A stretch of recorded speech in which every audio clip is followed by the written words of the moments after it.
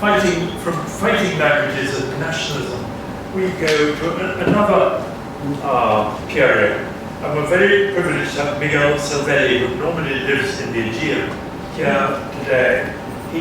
His family has been in Istanbul for over 100 years. He's the author of a book on ancestors in Constantinople, which is about to come out in a Turkish translation on Italian exiles. And today, and he also on Smyrna and Italy. And today he's going to talk to us on the lost papers of Smyrna, the story of Réforme and political multilingualism in the Ottoman Empire. So it's the other side of the story from what we can discuss.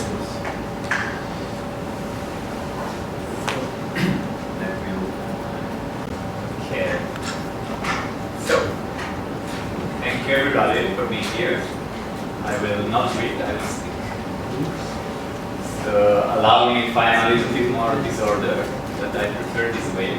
And I want to start, yes, after the night of monolingualism, about which Maureen really talked to us just now, we will bring the talk some minutes back to the sunset of the late Ottoman Empire, where lives are confused, but more interesting and beautiful, I would say. But also more dramatic, of course.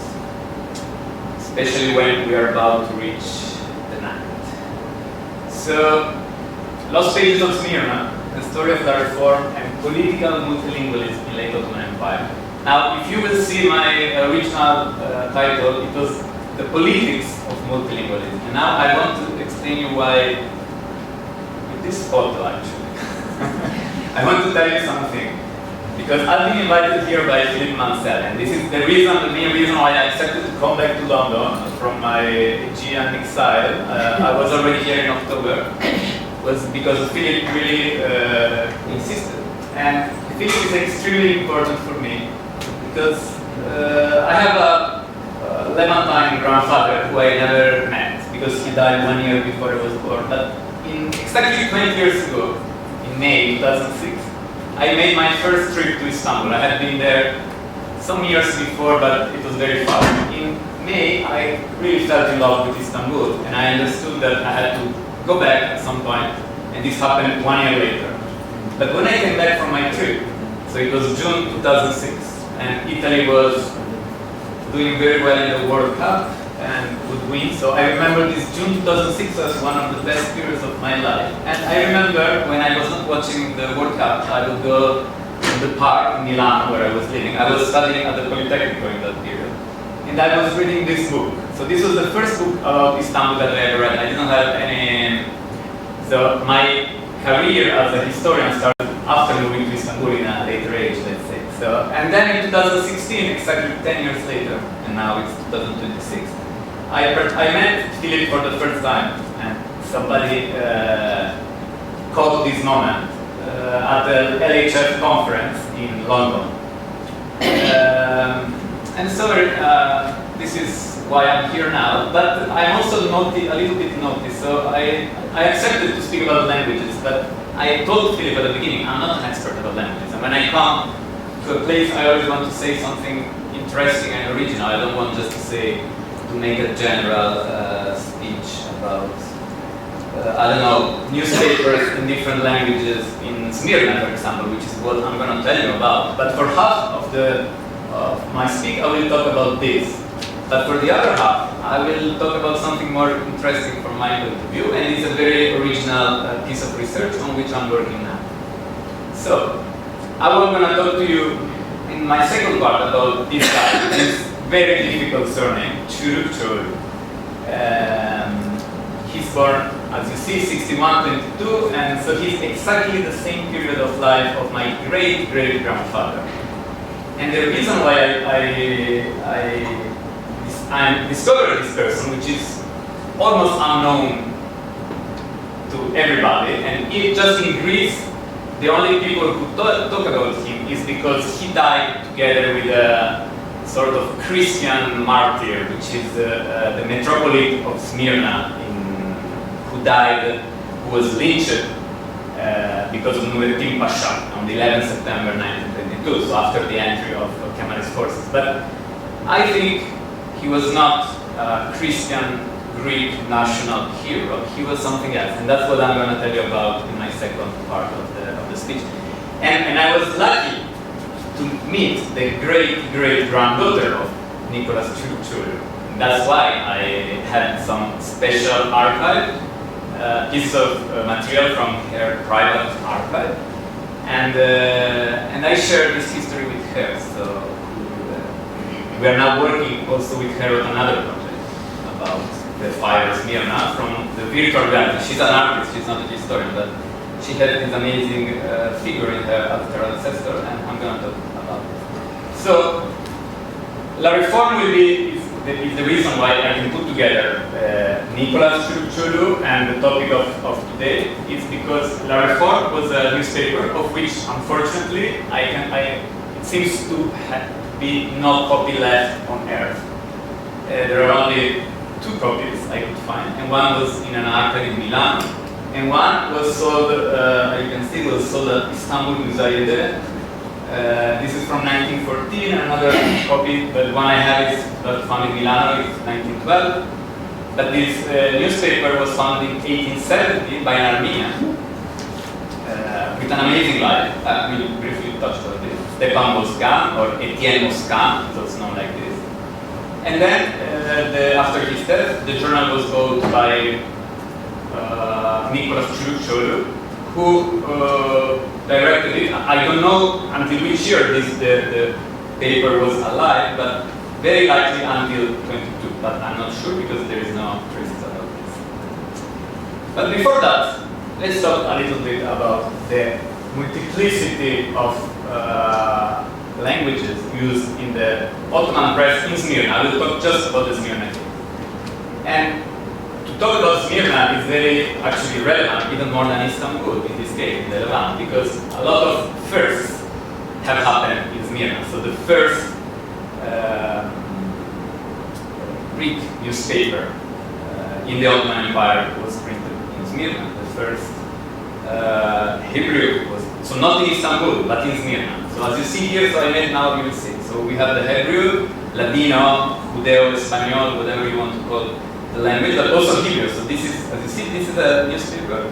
This is the one you see here, the copy, is Share Mizrach, so Las Puertas del Oriente, the doors of the East. And but the first one was La Buena Esperanza, so the Good Hope.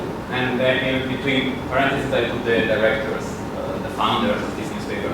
These are not exhaustive lists, by the way. It's just I put the main, the most relevant cases, or in some cases just as you will see for the French case, there are so many newspapers in language, in French language, that I just put the first one chronologically.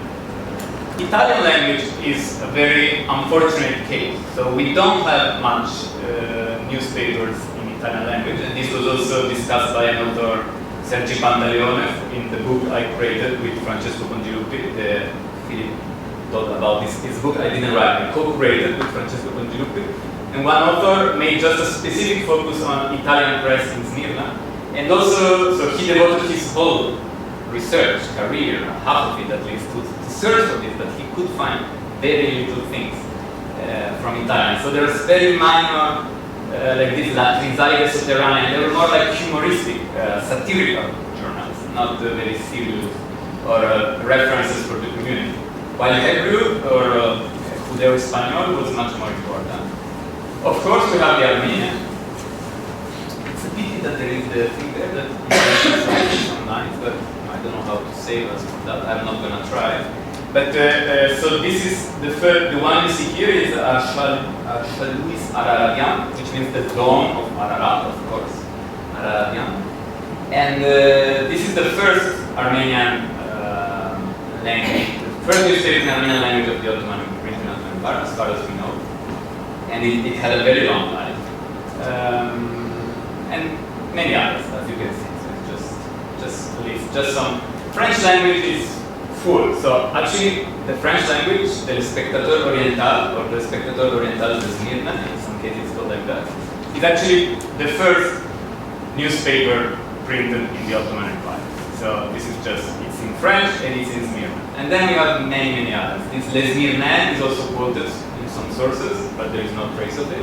And then we have many others which had a longer life, and of which we have many more copies, especially in Bibliothèque Nationale de France. I mean, you can even see many of them digitalized by this amazing Gallica project. And then, as you see, I put as the last one, but there are many others in the middle. I put La Réforme. These are other just New Sahara copies, Journal de Smyrna, École de Lorient. And here I got this. This is the Greek. So also this Philos Somneon, so the friend of the young people. This is a very interesting name for a newspaper. Seems to be, according to some sources, the first Greek newspaper in the Ottoman Empire. Also in Smyrna. And but there is no trace of it. I couldn't find it. While the second is Mnemosyne. So for somebody who has such an affection for the figure of Abi Warburg, and for that we are just so here, the Abi Warburg Institute. It was such an interesting thing to find a newspaper called Memory in Smyrna. In just 1 year, it seems. Then this, I see here that it's even 1835. No, then this is an error. There are more copies of this. Yeah.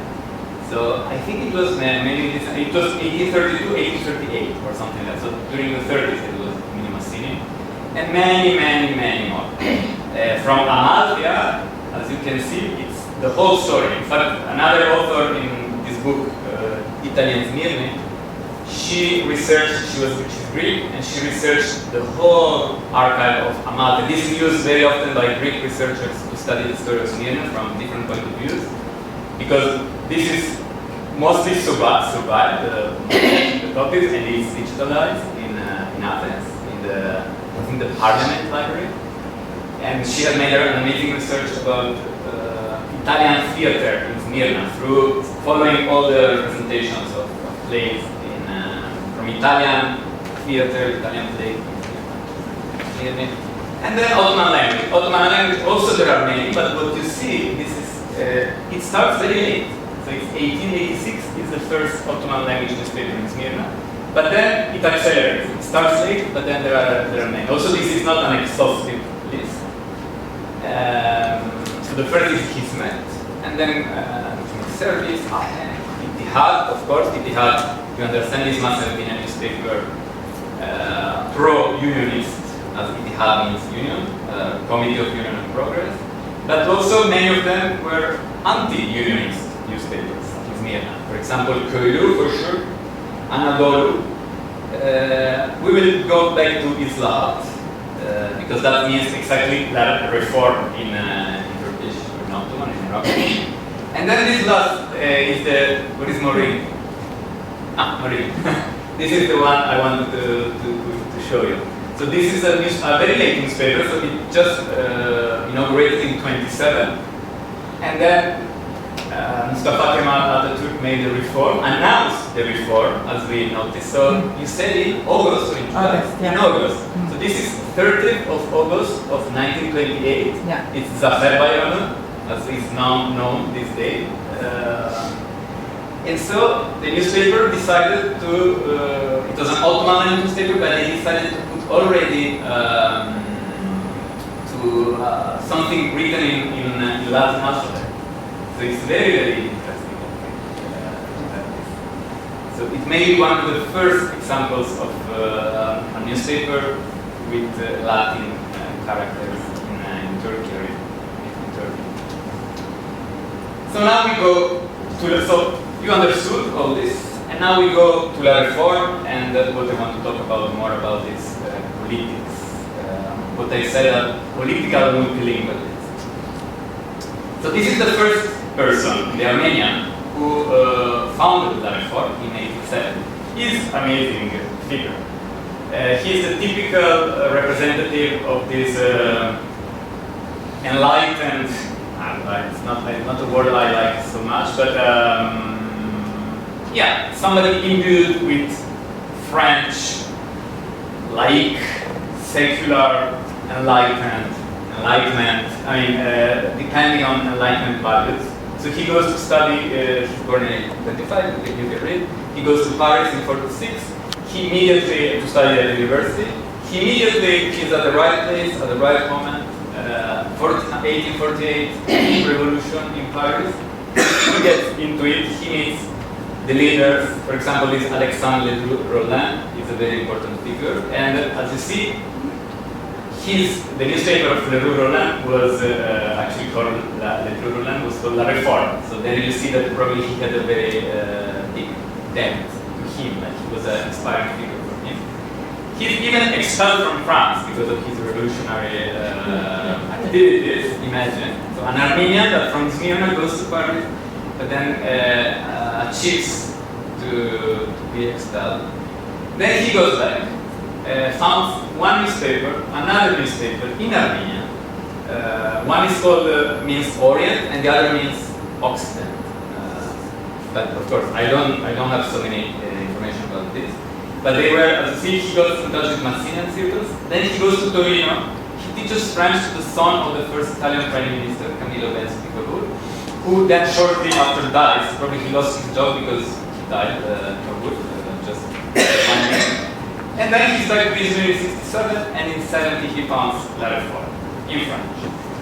We don't know that much about this period of La Réforme because we don't have copies. But then we get to Nicolas Truchur. 1901, he buys. So after the death, he takes responsibility. It would be lovely to know more about what was the relation between Postgan and Truchur, the Armenian and the Greek. So this is the place where the family of Churu is from.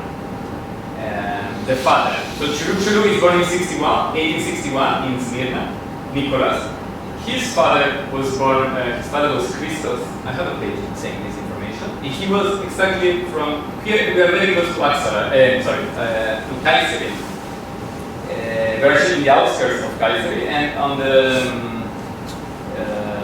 close to the mountain RGS, which used to be Archeus, if I'm not wrong, in Greek. So this is now what's left of the village. The church was so important and rich despite the small size of the town that it's still standing nowadays, despite probably more than 1 century of not being used anymore. Yeah, here I have some information. So, okay, we don't wish to. But what I mean is, it was a very small village. But in early 1900, migration, let's say 1830s, 1840s, migration starts towards Istanbul and Smyrna, especially Smyrna. And because we are here in the Karamanlidico region, so all these people were speaking Greek, but also perfect Turkish. It was generally a case of good cohabitation of the two communities. And of course, but Greeks moving in the big cities take advantage of the bi or tri or tetralingualism in the mercantile networks. So the most brave were going there and trying their luck. And some of them were very successful, and this is the case of, for example, the family of Churu. Because as we see,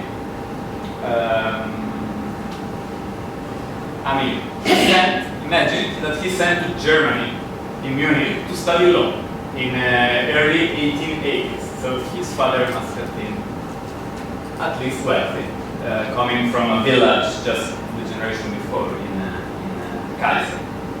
And then he has, so imagine that we still have the dissertation, it's still, you can find it on the internet actually. You can even read it if you want. I don't think it's so interesting. That is really about legal issues. So he was a lawyer, Prorogatio Fori et Macho, 1885. And then he comes back and he goes to Smyrna and opens his law bureau. Very successful law bureau. But yeah, so why?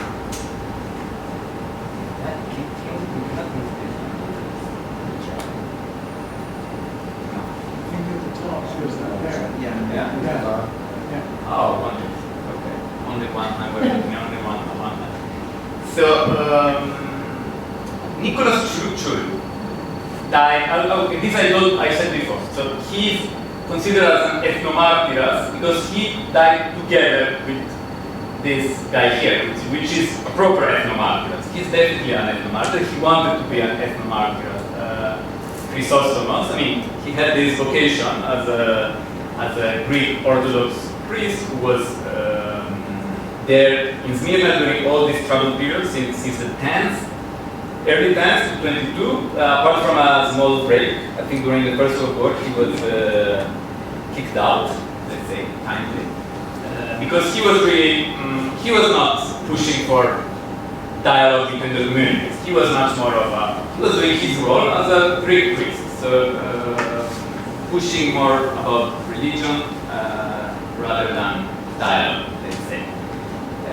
This message here is the last message that Nicolas Churu sent to his wife after being arrested in spending the last night in prison, the night between the 10th and 11th of September 22. But this is the end of the story. So, what I want to say is that these are, so this is like the copy that I found in the Milan archive, and this is the Greek newspaper that also he found. So he was both a lawyer with his own bureau, but he was also running two newspapers, one in French and one in Greek language.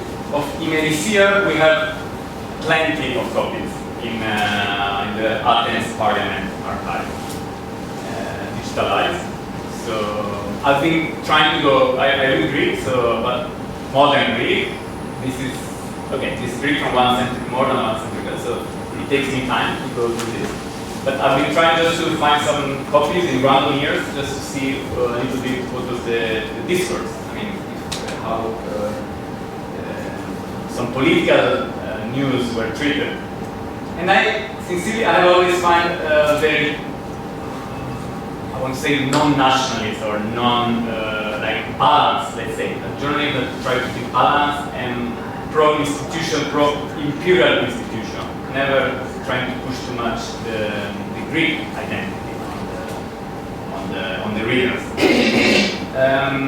At some point, we don't know when, he became also Dimogeronas, which literally means an elder of the community, an geros, old, and demos, people, community. Probably in the early 10s, but we don't know. But until the very end, so even in the dramatic years, the occupation, and then the dramatic days of the Turkish troops, Kemalist troops reaching Smyrna, he was Dimogeronas because that's how he's always remembered, and that's why he also decided not to leave Smyrna, compared to many other figures like him, who, being an institutional figure, like we can think about Stephiadis, who is always considered as the traitor. Stephiadis was the governor of Smyrna during the occupation, if you want to call it occupation, or administration of Smyrna by the Greeks in the 1919 to 1922. While Churu didn't leave the city, his family did.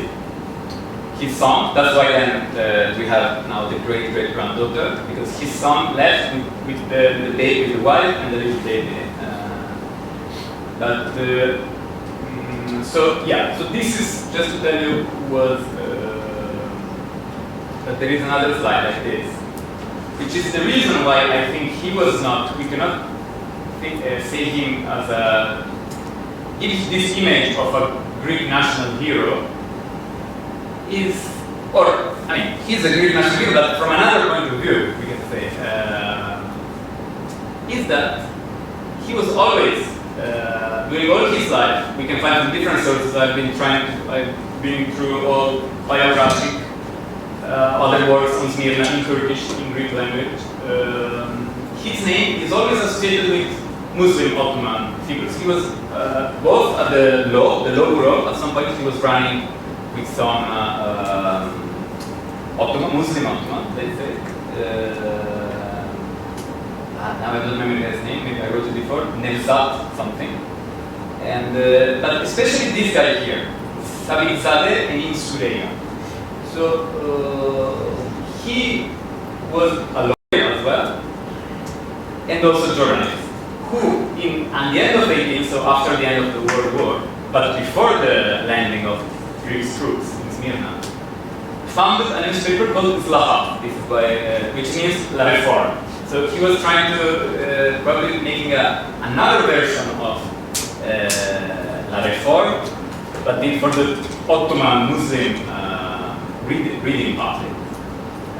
And at the early month of 1919, together they tried to create a committee so that all newspapers published in Smyrna had to have like a council in order to avoid ethnic tensions, so to avoid fake news, we would say now, like typical fake news that maybe the Greeks would push on the nationalists, on the Greek nationalists, the Turks would push on the Turkish nationalists. So to avoid this, to avoid escalations of tension between the two communities, or also the other communities, they tried to create this committee.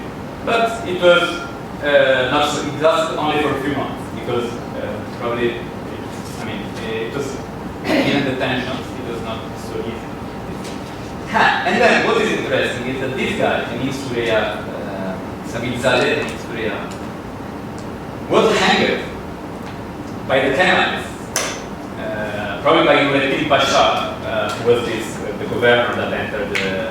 I mean, Mustafa Kemal gave to Nureddin Pasha, Sakal Nureddin Pasha, the role of governor of Smyrna immediately after the entry of the troops. In the Stergiadis had left, so the new governor became Nureddin Pasha. But the point is this: in Surya was an anti-unionist, and so he was always supporting his other party, which there was this Hurriyet al-Itilaf Party.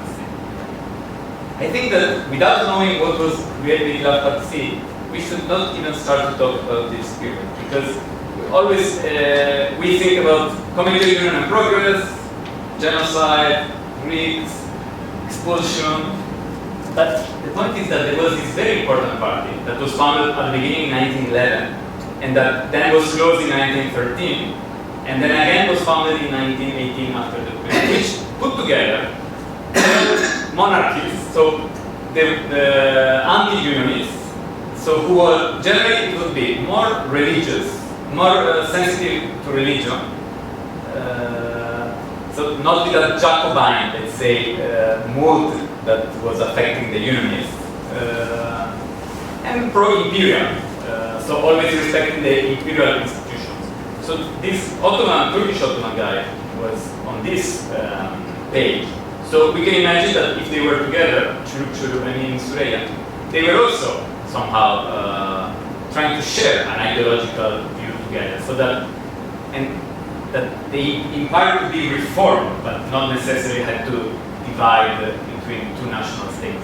That's what I try to take out of these few informations that we have. But it's like a puzzle where I'm trying to put. I have these hints here and there. Of course, we need a little bit of imagination, but this I feel that it's needed for Churu to be taken out of this. He's not, from my point of view, cannot be considered as Chrysostomos, as this kind of nationalist Christian hero. So this is more or less what I said. We need to understand much better. So this is why I made this. I'm trying to force the theme of my topic today. So not only multilingualism, but political multilingualism. I mean, in those years, especially after that, for so many years until 1908, there had not been political freedom in the Ottoman Empire. With the Young Turks Revolution, at least in the first year, there was an explosion of political ideas. And all these political ideas, it was not only unionism, there are also other ideological camps. And each of these was declined according to the different communities. So it created fractions, divisions within the communities. And so you had Greek unionists, you had Greek itilaf shlav, as we said, entities would be the word, the translation of itilaf. And I think we need to study much better all these nuances of the political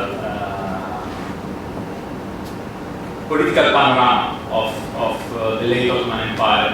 In order to avoid these very easy simplifications that are always, and I have to say, especially in the Greek side. And I'm saying as somebody who has lived 10 years in Istanbul and now has been living for 8 years in Greece. I see all these, unfortunately, these specular dynamics on the two sides. And as you know, we always say history is written by victors, and so and so and so. But in this case, it's even worse. Greece has lost the war, but still writes history and trying somehow to cancel the reasons why they lost. So it's just this sort of victimism. I see this, and instead of trying to represent all the complexity of the political dynamics of that period. Okay, I don't know how much time I have. Did I go? So you can ask me this. Still 5 minutes? Okay, now this is just a letter from the archive of my friend, the great-granddaughter of Churu. So this is also another issue, and then I finish. In the case of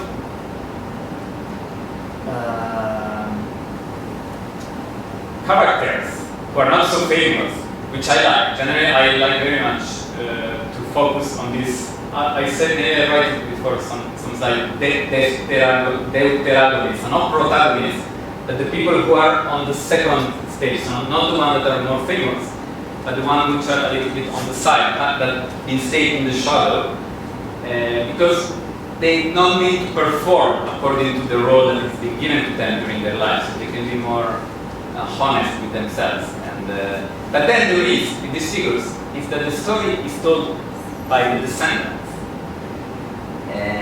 Because I learned and I understand that the son of Nicholas Churu, he was a Greek Venizilist. I don't want to say nationalist now, but he was a proper Venizilist. And so now you can find a page on Facebook of about the family of Churu, and they try to portray their ancestor as this kind of national hero. But from here you see that this was John, so his name was John Churu. And he decided to participate to the Greek troops just in the very last days of the war, in August 22. He was born in 1899. And, but then, probably he never reached the front, because it's 12th of August 22, and it could even, if that's the Greek calendar, it could be even 20, it means 25. But anyway, just a few days later, and this is also mystery, because I've been searching everywhere, and there is no trace of a Brazilian consulate in Smyrna. But this guy was able to find a pass to get on a ship to escape Smyrna on the 6th September 22. Maybe it was just fake, I don't know, because there is no, I wrote to Rio de Janeiro, I wrote to the Minister of Foreign Affairs, I wrote to Athens Embassy, Brazilian Embassy, there is no trace of a Brazilian consulate. And if somebody knows, somebody discovers, please tell me about the Brazilian consulate in Smyrna. And so that's it. And so this is why I want to, my aim was to try to save Nicholas Churu from this Greek rhetoric. I want to imagine him as a different figure. And this is my family. In Principo Island in Istanbul, 1905. So that's my great-great-grandfather and the wife, Italo Selvelli, the wife, and for that's all.